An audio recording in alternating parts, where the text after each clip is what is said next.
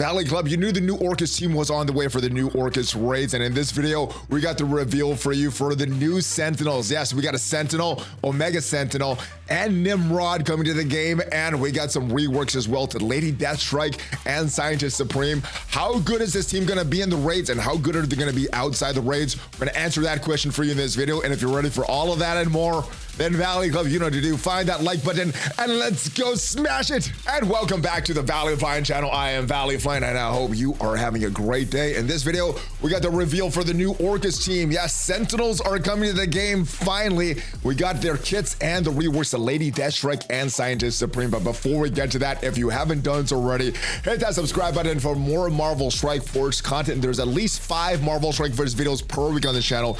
Usually more. We got reveals like this, gameplay videos, news videos, everything to help your experience in Marvel Strike Force. But without further ado, let's talk about the new Sentinel team coming, the new Orcus team. They were originally created to prevent mutant ascendancy over humanity, and Orcus has been reborn in Marvel Strike Force to impose its technological will in the raids. The new faces or the familiar faces that's going to be reworked. Scientist Supreme, Lady Deathstrike, interesting combo here. And we got some new mutant hunters coming to Marvel Strike Force, Sentinel, Omega Sentinel, and Nimrod. Let's go take a look at their kits. First is Sentinel. Unfortunately, these aren't on the test server, so we're gonna have to look at this PDF document for this video. Sentinel is created by Bolivar Task. He is programmed to be an Orcus protector of the team. He has high health, high resistance. He is going to be a villain, global protector, and part of that Orcus team. His speed is 107. His basic start, Sentinel Blast, attacking the primary target, 270% damage, applying offense down, applying counter to self and all Orcus allies, and his ISO counter assist is pretty much doing the same thing, attacking the primary target, 163% damage, 17% piercing. Then you're applying offense down, then you're applying off counter to self and all Orcus allies. Pretty much the same thing. Some of these damage numbers are slightly different. The special energy cost 4 out of 4, so you can use this on turn 1. It's going to summon a random Sentinel reinforcement ally, and there's going to be 2 of them. There's going to be gun and sword. We have their kits that we're going to talk about in a little bit. A quick note about these Sentinel reinforcements: they should have the stat bonuses as Doc Ock summons, negative 70% max health and negative 30% damage compared to the original base character. But you're going to also attack the primary target, 250% damage, bonus attack 3 times for 100% damage. You apply defense up for 2 turns and deflect to self and all Orcus allies. This is a great move right here to getting more characters on the field to distribute the damage amongst more characters instead of just your main characters. Always a good thing. And that damage with those bonus attacks to try to get through some death proofs is always good. The ultimate 4 out of 4 elimination protocol. You're going to summon a Sentinel reinforcement gun ally and a Sentinel reinforcement sword ally, so 1 of each. You're going to attack the primary and adjacent targets, 300% damage, applying offense down. This attack gains plus 50% damage per Sentinel reinforcement ally, and this attack is unavoidable. The passive is called Mutant Hunter. On spawn and revive, summon 1 Sentinel reinforcement ally. And again, these possible summons are gun and sword. And on his character's first turn, not on spawn, so on his first turn, he's gonna gain taunt, gonna apply safeguard for 2 turns to self and all Orcus allies, and in the raids only, this character has 4 or more Orcus allies. Enemies cannot gain death proof. So on a full Orcus team, enemies won't be able to gain death proof while Sentinel is alive. Now he has these 2 reinforcements. Gun is going to be a villain, global tech blaster Orcus minion. Speed is 107 and only has a basic and a passive. So the basic is going to attack the primary and adjacent targets, 220% damage. In the raids, you're going to reduce the speed by 10% on primary and adjacent targets, and then going to gain taunt. So that taunt should be distributing that damage amongst other characters, some of these minions that are made to die instead of your main characters that you want to live. So that is a good thing. He's getting that taunt as well. Not getting a taunt on the ISO counter assist chance, but also still doing that damage, 181% damage plus the 17% piercing, and you're still going to reduce the speed bar by 10% on the primary target. You're not going to get the adjacent targets on the ISO assist chance. Passive is Mutant Hunter on spawn. You're gonna flip all negative effects for self and all Orcus allies. And in the raids, he's gonna get some bonuses that's gonna be exactly the same as the other Sentinel. On turn, gaining ability energy for a random non-summon tech ally that is not at full energy. On turn, If a Sentinel ally has died and is currently not an ally, revive Sentinel with 30% base health, then attack self for 100% of this character's max health, ignoring death proofs. So this weird wording here, the currently not an ally, is to account for any changes in like a clone or something like that. So pretty much this Sentinel is going to be an ally, and a non-summon tech ally turn fills speed bar by 5%. So it's just going to be the speed bar of gun, not for all these minions. All right, the sword. Gonna have the tags villain global tech brawler Orcus minion, speed still 107. He's gonna have a basic Sentinel blast, attacking the primary target 320% damage instead of 220% damage, and in the raise, flipping 2 positive effects and negative effects and applying bleed. So that is great. Gaining taunt, so distributing and damage again, and then the ISO counter chance, you're attacking the primary target 181% damage plus that 17% piercing, and the rage, you're still flipping 2 positive effects to negative effects and applying bleed to the primary target, and not gaining taunt, only on the normal one, just like the other Sentinel.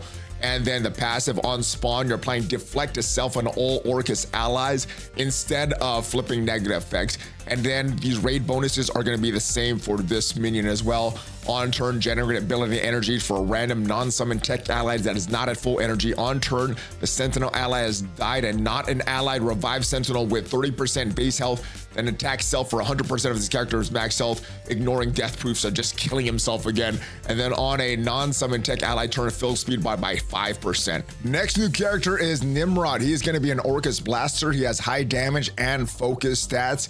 I think that is appropriate from what I've seen of this character in the X-Men animated series. It's going to be a villain global tech blaster Orcus, speed 120. Starts off with his basic Hunter's Beam, attacking the primary and adjacent targets 280% damage, plus applying defense down for 2 turns. This attack is unavoidable. The ISO 8 / counter assist is going to attack the primary adjacent targets 210% damage plus 17% piercing, still applying defense down for 2 turns, and this attack is also unavoidable. The special Future Blitz costs 3 out of 3, so you can use this on turn 1. It's going to attack all enemies 300% piercing, flipping all positive effects to negative effects on each target, and this attack is going to have more damage the more Sentinel reinforcements you have. Also applying ability block to the primary target, and in the rage, you're going to stun the primary target and apply ability block to all mutant targets. This attack cannot be dodged. The ultimate energy cost is 3 out of 5, so not available to use this on turn 1. Attacking the primary and adjacent targets for 400% damage, applying defense down for 2 turns and disrupted for 2 turns. And in the raids, this attack gains 100% crit chance against mutant enemies. This attack is unavoidable. And the passive for Nimrod, on kill, he's going to gain stealth. While this character has stealth, he's going to gain more damage, more crit, 30% more damage, 30% more crit damage, and gaining 10% speed for each summoned tech ally up to a maximum of 50%.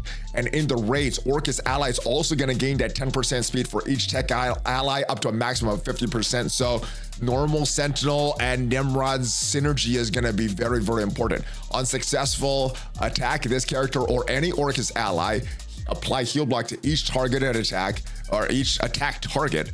And if this character has 4 more Orcus allies on a full Orcus team, lower the dodge chance of all enemies by 100%. So no dodging when you got a full Orcus team in the raids. And Omega Sentinel is a Orcus support, plays a key role in sustaining is the Orcus allies. The traits for Omega Sentinel: villain global tech support Orcus, speed is 125. The basic is Omega Beatdown, attacking the primary target 240% damage, rebound change to 3 adjacent targets for 180% damage, applying regeneration for 2 turns to self and all Orcus allies. And in the raise, this attack is going to deal additional 30% damage. Counterattack braces chain, this attack is unavoidable.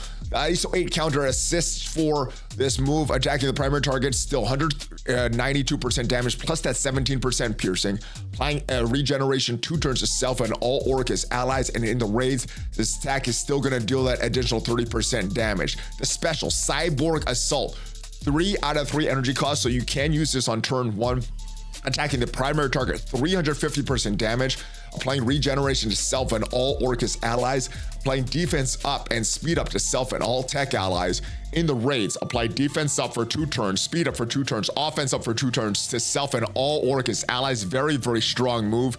Heal self and all allies by 15% of this character's max health. Heal self and all Orcus allies for additional 10% of this character's max health. So this is going to help on that full Orcus team in the raids, but also gives them some value outside the raids as well. The ultimate, 5 out of 5 energy, so you can use it on turn 1. Attacking all enemies, 170% piercing. Bonus attack all enemies, 170% piercing. And I do like these bonus moves to kind of get through death proofs that potentially may be there. Then you're going to apply stun for 2 turns to 2 random tech enemies, but in the raids, 2 stuns for all tech enemies, so not just 2 random tech enemies. You're also going to heal self and all allies 15% of this character's max health. Heal self and all Orcus allies for an additional 15% of this character's max health. This attack is unavoidable. And the passive, Living Sentinel on turn and each summon tech allies turn.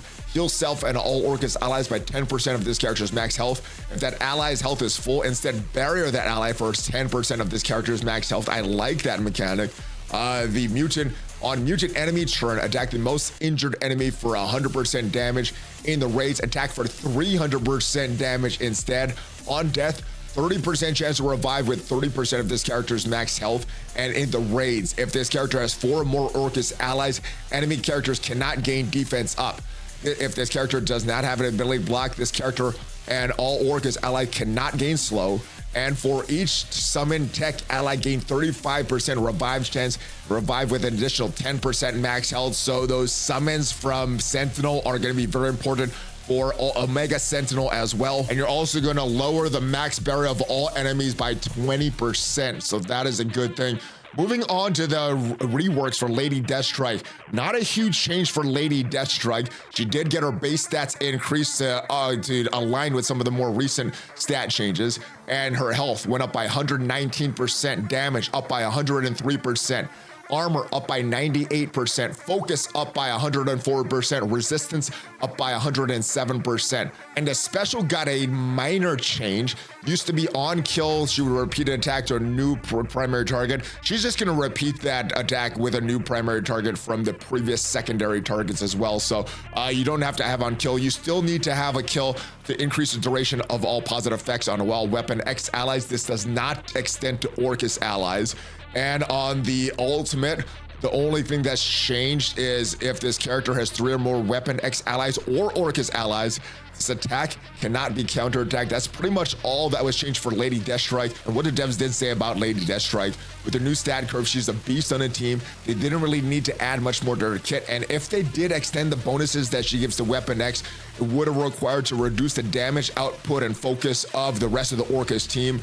So they made a decision that players would rather have the focus on the other allies be higher and then not be updated by Lady Deathstrike's passive, and chose to keep Lady Deathstrike's passive the same. And that's why she got a very minor bonus. And Scientist Supreme also got some updates. Her health up by 138%, damage up by 136%, armor up by 164%, focus up by 138%, resistance up by 104%, and the base speed is now 118, up from 97. The ability, the basic Serum Pistol, now is going to apply offense down, defense down, and slow. It's not going to be random negative effects to the primary target. Still doing the same amount of damage. The special, it got a wholesale change, and I'm just going to read a new one here. It's going to flip all negative effects into positive effects on self and all allies. For this character and all AIM and Orcus allies, apply regeneration for 2 turns, immunity for 1 turn, and increase the duration of all positive effects by 1 up to a maximum of 3. You're also going to do some healing by 15% of this character's max health. Moving on to the ultimate, this got a nice change as well, and got some new raid bonuses as well. So you're gonna heal heal self and all allies 20% of this character's max health. In the raids, you're gonna heal for 30% instead. For all enemies and non-AIM, non-Orcus allies. So if you're bringing Scientist Supreme to a non-AIM or non-Orcus team, you're gonna get offense down for 2 turns, defense down for 2 turns, slow for 2 turns when using this ultimate. So still pretty debilitating in a non-AIM, non-Orcus team, but not going to affect the Orcus allies, but in the rage, you're going to apply trauma as well, applying speed up for 2 turns to self and all Orcus allies. This attack is unavoidable, gains 500% extra focus, and the passive got updated as well. On spawn, you're going to fill the speed bar by 50%, so she got a lot faster, especially on turn 1. On turn, generate 2 ability energy for all aim and Orcus allies with a negative effect. 25% chance to revive an ally with 30% max health. So lots of chances for revives on this team. We got the minions bringing the normal Sentinel back to life. We have Omega Sentinel bringing herself back to life, and Scientist Supreme with a chance to bring everyone back to life. 25% chance to revive on turn, 30% max health. On any ally summon, generate an ability energy for all Orcus allies. So yeah, Sentinel is going to be very, very important on this team. And in the raids, on spawn, generate 3 ability energy for self. On spawn, generate 3 ability energy for all Orcus allies. So this should help with the cooldowns between nodes, which is a great thing. This character and all Orcus allies cannot gain trauma, and mutant and bio enemies cannot gain immunity. So very, very strong kit. This team looks to be very, very strong. And quick note, looking at these tech nodes that Orcus is supposed to solve, no mutant enemies on the first node. The second node has a bunch of mutant enemies, so you're going to be able to use all of those callouts from the Orcus team on this node. And on the tech boss node, we do have mutants, and we do have some web words which feature dodge that Nimrod is going to eliminate. So this team is going to smash these raid nodes, ladies and gentlemen. The question is, how strong are they going to be in War and Cosmic Crucible? Thinking they're going to have some similar value as Spider Society. Very, very good on defense in War or Crucible. Let me know your thoughts on this team, and hopefully you got some value from this video. And if you did, leave it a like. It is free for you, tremendously helps the channel. And if you want to check out what are the best characters to use your dark credits on, your dark promotion credits, your dark diamond credits, check out the video up there, and I'll see you guys next time. Have a great rest of your day. Hulk fist bump, ValleyFlyin out.